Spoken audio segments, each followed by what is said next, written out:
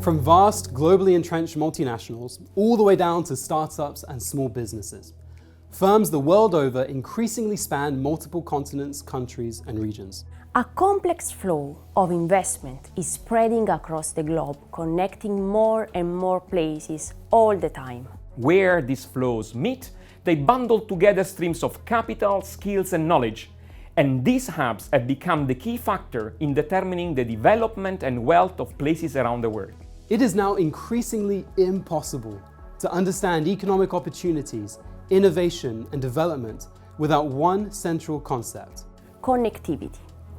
Connectivity is highly selective, so some places are persistently left behind. These places are the places that nowadays are lending themselves more to the forces of populism and of the growing dissatisfaction of large groups in the society who feel that they have been left behind. What our research is doing is trying to learn important lessons from places that have benefited, that have been successful in different ways, from exposure to global investment flows, in order to learn important lessons for the places that are left behind. The world over, national and regional governments, even cities and their mayor, try all sorts of ways to attract FDI, offering unique tax breaks, building roads and railways line, making it easier to hire and fire, investing in education.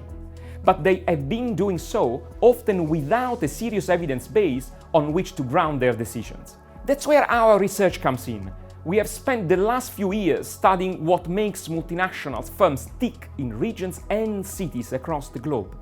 The reason that this matters is because until now, research hasn't fully investigated how each region, each firm, each multinational, each investment is fundamentally different.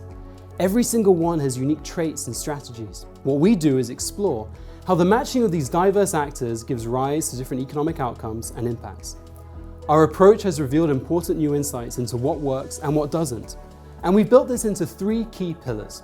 Location, how and where connectivity is built. Impact, where these flows are embedded in their host region and how they generate economic transformation.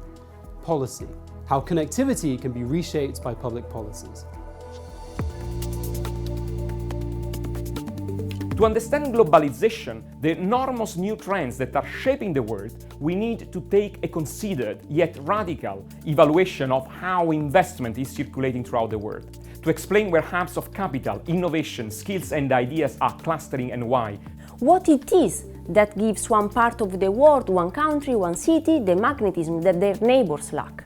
How strategic assets, technology, ideas, and the tacit knowledge unique to certain places are highly localized, and also the key factors that investors look for. Having crunched big data covering regions around the world using unexplored data sources and cutting-edge methods, we can begin to give definitive answers to the crucial questions. Is it really a given that more foreign firms will make things better for the local economy? What types of foreign companies will help and which will hinder? And what happens to the local economy when domestic firms invest abroad? And finally, we give hard evidence to policymakers on the questions where guesswork has driven decisions for too long.